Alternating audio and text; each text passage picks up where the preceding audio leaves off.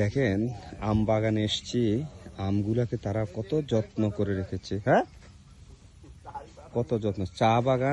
চা বাগানের উপরে আবার আম গাছ লাগানো। দেখেন আমগুলাকে, প্রত্যেকটা আমকে তারা র্যাপিং করে এখানে রেখেছে পোকামাকড় থেকে বাঁচানোর জন্য।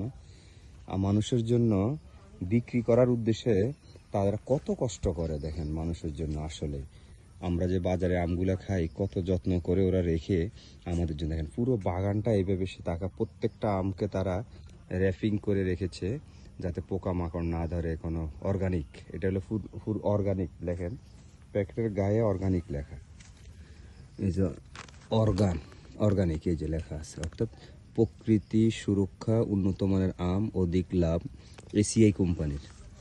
এটা সুন্দরভাবে ওরা করে রেখেছে আপনার জন্য। অর্গানিক, এক কেমিক্যাল মুক্ত যেটা বলা হয় বাগানে, ও এটাই সেই আম। প্রত্যেকটা আমের গায়ে র্যাপিং করা। পুরো বাগানটা আপনি যত দূর যাবেন দেখবেন কত কষ্ট করেছে প্রত্যেকটা আমকে র্যাপিং করা। আসলে সো ডিফিকাল্ট। এটা হচ্ছে, আমরা আসছি তেঁতুলিয়াতে, পঞ্চগড় থেকে অনেক, একদম বাংলাদেশের লাস্ট বর্ডার। দেখেন দেখেন কই দেখবেন, দেখেন প্রত্যেকটা আম গাছে র্যাপিং করা। আল্লাহু আকবার। মানে কত পরিশ্রম করে। অর্গানিক কেমিক্যাল মুক্ত আম যেটাকে বলা হয়, অনেক সুন্দর। আর এদিকের পরিবেশটা দেখেন। এই জায়গাতে এসে একটা জিনিস আমরা দেখলাম, পরিবেশ কাকে বলে।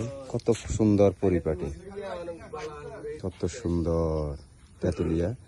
যদি কেউ নিরিবিলি একটু ঘুরতে চান, বসে আড্ডা দিতে চান, এই জায়গাগুলো সুন্দর।